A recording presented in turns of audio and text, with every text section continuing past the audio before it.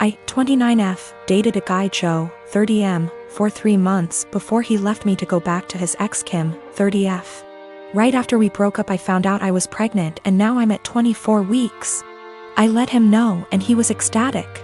Turns out his girlfriend had fertility issues and would likely never be able to get pregnant naturally, and he has always wanted to be a father. Getting back together was out of the question for both of us, so he's still with his girlfriend. Joe was only allowed at the initial appointment because of COVID-19, and we found out I was having twins. According to Joe, when he told Kim, she had a mental breakdown about her infertility and wanted to talk to me. I met them at their house and Kim stated that she wanted to be involved in my pregnancy because she would eventually be the children's stepmother. She started telling me that I needed to do a home birth, that I needed to formula feed so that they could have the babies half of the week, that she wanted 1 boy and 1 girl, and that she wanted the kid to call her mama since they would be calling me mommy. I shut her down and said I would make the best choices for my children and my body and left. Kim continued to be overbearing and texting me every day about my eating habits, exercise habits, and ing about how her job wouldn't let her take maternity leave. At the virtual genetics counseling appointment, she attended instead of Joe and took over the whole meeting trying to talk about her family history, which wasn't relevant. When it came time for my 20-week level 2 scan, they allowed me 1 guest and Joe suggested I take Kim instead of him, which I refused to do. Joe did end up coming and he found out the gender because I wanted to keep it a surprise for me so we could throw a gender reveal party. I put a pregnancy announcement on my social media and then she put up an announcement saying they were expecting twins, the non-traditional way, and how blessed she was. I was irritated but I kept my mouth shut. Then she threw a gender reveal party and posted it on social media. I wasn't even invited. She also announced that she's having a baby shower. I commented on her posts and told her to stop treating me like a surrogate, that the kids weren't hers, and that Joe didn't have any claim or custody of the kids until they are born. I then called Joe and reiterated all of this and stated that I would not be seeing either of them until we went to family court, and that my mother would be my birthing partner. He and Kim and some of her friends and family are saying I'm an asshole, and her mother even called and insisted I give her one of my babies. Like, this is the Parent Trap? I'm definitely getting a lawyer ASAP. Y'all have scared the shit out of me, but I'm happy you did. We used condoms because I do not react well to hormonal birth control, and I had to wait to get a non-hormonal IUD because of other medical issues. The Thursday I posted this, I went to the police and they stated that there was nothing they could do because a crime hadn't been committed. In my state, orders of protection are criminal or family, so I was able to get one against Joe. On Friday, I did get a lawyer and they let me know in my state there was nothing I could do as far as custody before the babies are born. So I will be leaving my state soon to ensure that this isn't my baby's home state and I can't be charged with anything. Kim came to my job, damaged my car, and broke a bunch of office windows. I work with kids, so she was arrested for not just the criminal damage and trespassing but also child endangerment, so hopefully that works in my favor. Also, if Joe did it on purpose, I don't think Kim knew, because she was screaming at me about how I stole her life and everything I had was supposed to be hers. I have orders of protection against both Kim and Joe. I left the state anyway and Joe and Kim started harassing me again because there's no legal jurisdiction when you leave the state. But I have enough evidence that I was able to press charges in my current state as well and will be pursuing a restraining order here. I am a 35 years old female, a musician, playing gigs and at an orchestra as a violinist. Rehearsals just resumed, so orchestra is my main source of income ATM. My sister, she's 26, is a social worker, working 3 days a week, so minimal income, but she adores her job. I live in a small 2-bedroom apartment, both rooms around 9-10 square meters. Using the second room as a practice room / storage for my instruments, 3 violins, 2 guitars, a digital piano, a small drum kit, and other stuff. 4 months ago my sister broke up with her BF and I offered her my spare room, temporarily. I moved most of my stuff to the living room so I could fit a small bed in there. Sis moved in, but she asked me to move more stuff to the living room. I moved pretty much everything sans the piano, to the point where the living room became uninhabitable. Then she started complaining about my violin playing, saying it gave her headaches. I told her I couldn't stop the daily practice without risking my only steady income. The arguments got worse. She told me to play only when she wasn't home, but with her work schedule I couldn't afford that. I tried switching to the electric violin, but even that can be pretty loud, so it didn't help. Several times I reminded her this was only a temporary arrangement, but she didn't seem to hear me. 2 weeks ago I arrived home to finding my piano in the bathroom, near water and humidity, because my sis needed the space for her new double bed. When I told her she can't SRSLY expect me to store my piano there, she said, "Yeah, you will just have to sell it, I guess." I got so mad I told her she has 7 days to leave, but she didn't take me seriously. For a week I only talked to her to remind her how much time she has left, but she always laughed it off, told me to stop acting like a crazy person. When the deadline came I boxed up all her stuff while she was at work, booked an Airbnb bedsit close by and drove her stuff there. She was livid but couldn't do anything but take her new keys and stay there. The following week she kept calling me with an increasingly apologetic tone, saying she shouldn't have moved my piano or bought a bed. She promised she would put more effort into finding a new place. And by the end of the week I considered most of our issues at least addressed, so I drove to help her move back. But when I was carrying the first box down, she went, "I do hope you will at least stop with the violin this time." I absolutely refused to take more of that F******ing violin. I dropped the box, wished her good luck and left. Now, 2 days later, on one hand it feels like a huge overreaction to leave my own sister literally homeless because of an argument about the violin. I know she cannot afford to stay there, but on the other hand I have no plans to allow her back here, because I feel she would just continue crossing boundaries and never leave. My mother is disabled due to a neurological disease. She was diagnosed in her late 30s, and I remember that she was sick and needed help. I used to really look up to her as a super mom who could overcome any obstacle. That was until my father died. My father died over 10 years ago when I was still in high school. At that time my brother and I lived with my parents. I got a job when I was in high school after he left, cleaning the house, mowing the grass, buying food with money from work, paying bills when I could, the minimum wage is low, and cooking dinner for my mom and myself almost every night. My brother was rarely at home, except to sleep or because he needed money. Over the years, my brother has been in and out of prison dozens and dozens of times for everything from drunk driving to drug possession to stealing from our mother to assault. He is currently incarcerated. No one mentions him or expects anything of him, except my mother who, in violation of a court order for her own protection that she herself asked for, sends him money and speaks to him weekly as well as sends letters. Back to my father's death, a 7-month bout with illness. Almost 2 years after my father's death, I graduated from high school and went to college out of state. I sent money to my mom when I was in college, and I distinctly remember, for example, using my scholarship I got in December to buy Christmas presents for my mom and brother, because I knew they wouldn't have anything if I won't buy. No one reciprocated, but I did not expect this. To be honest, I didn't care either until it became the norm over the next decade. That very Christmas, I was barely 18 years old, and I was collecting pennies to buy a cheap refrigerator after I returned home for the winter holidays with gifts, only to realize that there was no food in the house.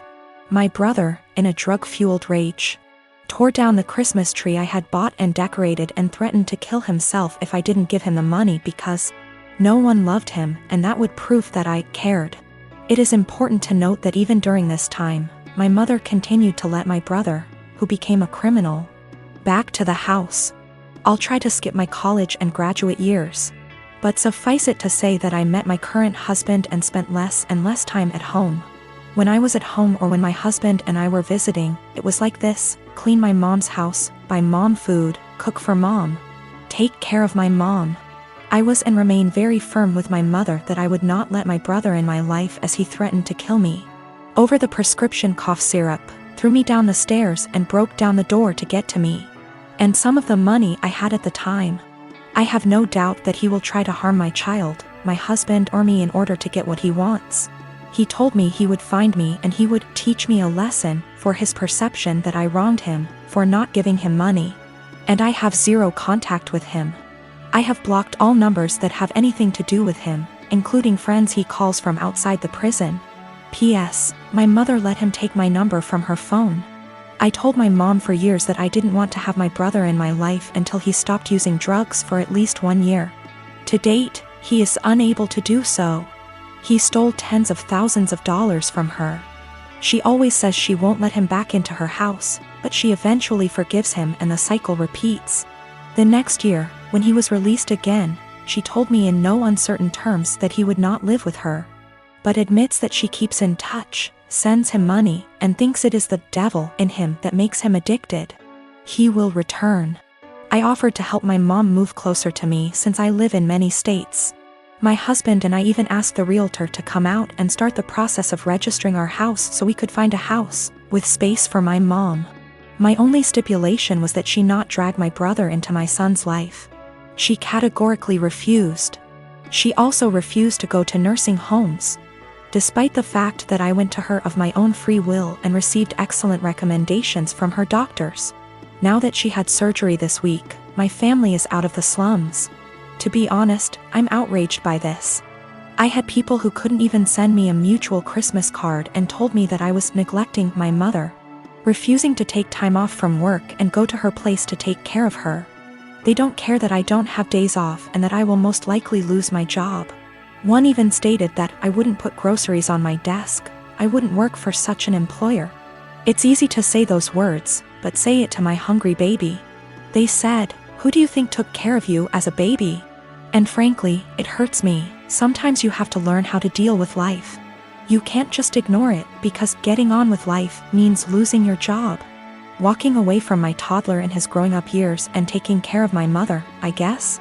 You can probably tell at this point that I'm fed up. I am in a stalemate when literally the only surviving family members tell me to quit my job, my family, my young child to take care of my mom and help her. They also refuse to give a timeline, saying it will be as long as she needs it. I am expected to take care of her 24 hours a day, 7 days a week, no questions asked.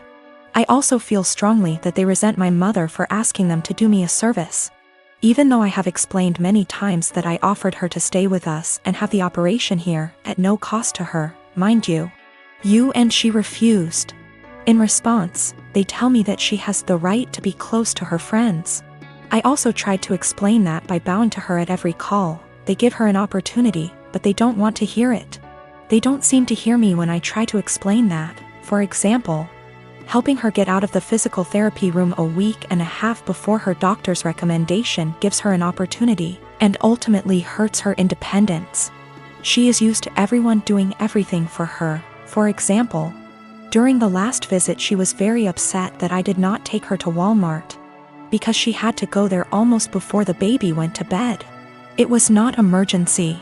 She wanted to look around. My mother, in all this confusion, has taken the position that although she doesn't want me to lose my job, a good daughter should take care of her mother. Frankly, I am very hostile to this statement, because my mother did not call me on my birthday before my father died.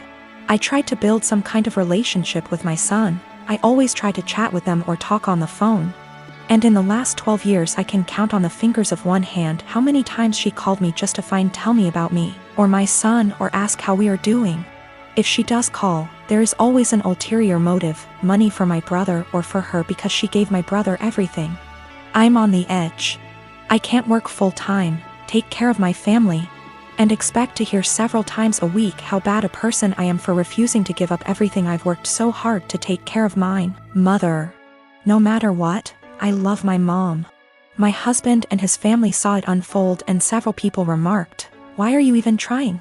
Meaning trying to schedule calls so she can talk / see my son. I invited her to my house earlier this month, scheduled plane tickets, airport assistance, etc. Just to watch her play on her phone or spend time playing with the dog instead of reading a book to my little one who just wanted her attention. Today, as if the last straw was needed, I called to check on her and she stated that she was going home against the doctor's orders because her dog needed her, because the dog was sick. First, he has a very minor skin condition that is almost 100% cured thanks to her friend giving him a prescribed ointment. Secondly, my little one got sick this week, meaning he didn't go to kindergarten for 3 days. And even after I told her about it, she never called to find out how he was. Just like she never called to check on him when he came down with the flu last year, or when he had a mysterious week and a half illness earlier this year that resulted in 4 doctor visits and a temperature of 104 degrees. I can't take it anymore. I am literally writing this as a last resort. My husband tells me not to talk to anyone, that's the whole family I have left except for one paternal aunt. Because he sees me cry when hurtful comments and guilt come into play. He sees me trying to hide it from my child. But then I feel like I'm giving them what they want, right? Look at little Miss Potato, such a bad person and so inept at dealing with life, she just chose to ignore us all. But I can't defend myself all day in front of extended family members whom I've seen for over 10 years. And in some cases over 2 decades. Nothing I say will ever be good enough. I was told in no uncertain terms that I was a terrible person because I refused to leave my husband and young child and move across the county to take care of my mother. Postscript, I am not subject to the FMLA. My employer is not large enough and there is no comparable law in my state. I have 1 day of vacation left due to my son getting sick earlier this year. My husband gets almost 3 times as many days off, so took many more days to take care of him. In general, I do not want to lose my job or look for another one. It's a good job, it's just limited to a small company. She refused to move in with me, either my husband and I are building a mother-in-law, or we are moving to a bigger house. Any aid agency or nursing home.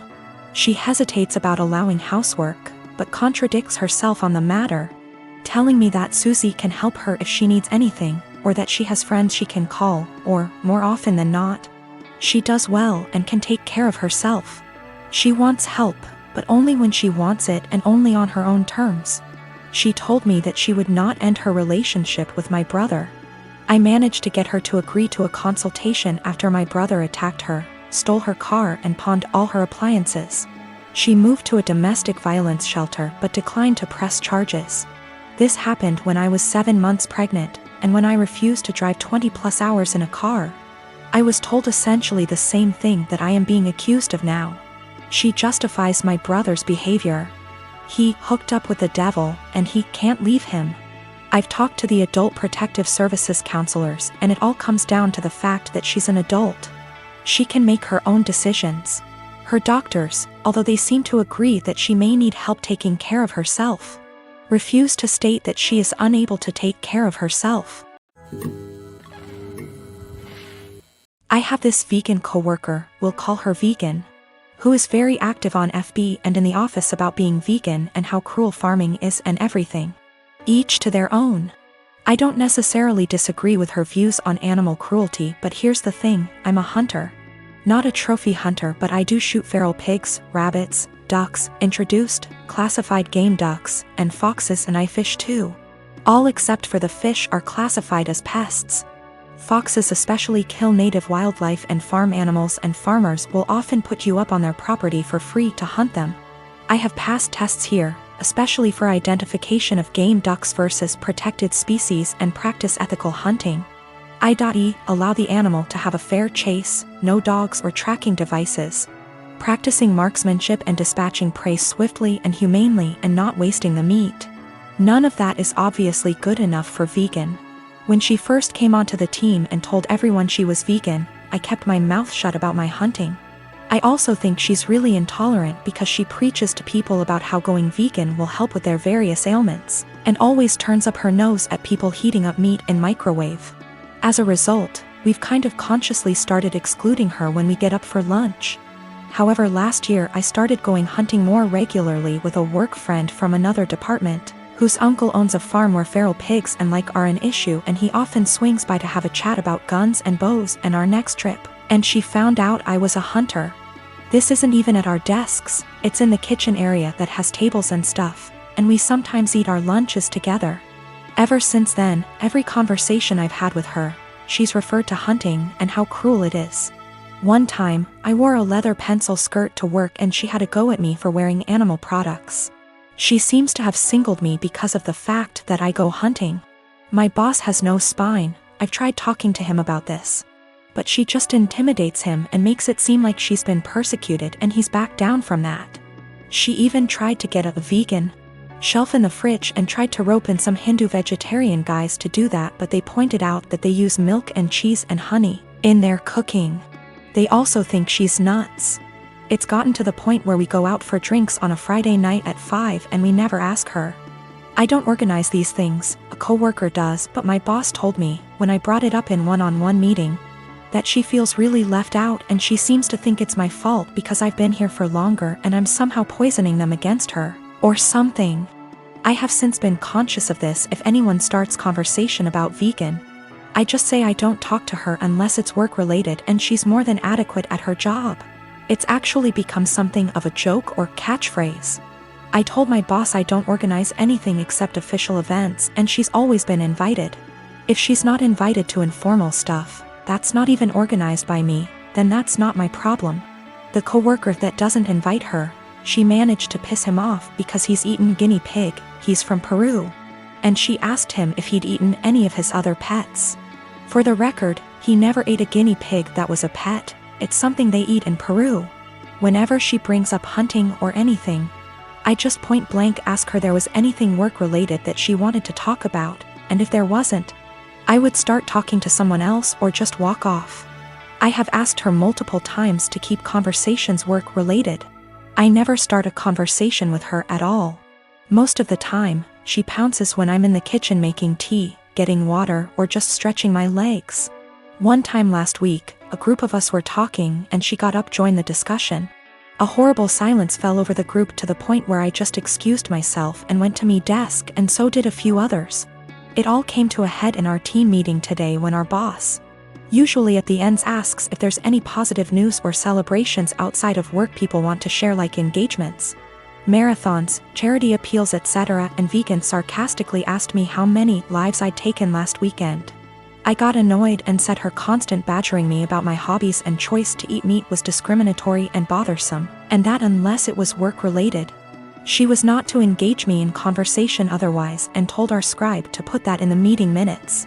She seemed a bit shocked by that and my boss looked uncomfortable but said fair enough. I thought that was the end of that, but the right before our boss went to close the meeting, 2 other coworkers also put their hands up and asked vegan to only engage them in work-related discussions, and that they were also uncomfortable being given non-medical health advice pertaining to their choice to consume meat and their diets. Again, boss looked uncomfortable but asked vegan to respect their wishes and closed the meeting. Vegan didn't look anyone in the eye after that but headed straight to the bathroom. My boss was trying to get one of the coworkers to see if she was okay, and I think one of them eventually checked up on her, but she was in a cubicle and asked to be left alone. She eventually came out and asked my boss to leave early, which she did. I feel awful now. She embarrassed me in front of my team with the lives taken comment, so I pushed back, but I am caught between not wanting her to miserable and not wanting anything to do with her at all. A few of my coworkers and I ended up in a proactive conference call after this with HR, who basically said that always been subjected to unwanted advice and jabs about eating meat was not okay. But some mediation was in order to cut the tension in the workplace. The HR rep then called my boss, who explained what happened in the team meeting and complaints that we'd made one-on-one etc., but then he went into a meeting room and didn't hear the rest of discussion. I don't know what to do, assuming she comes into work tomorrow, or if I should even talk to her at all.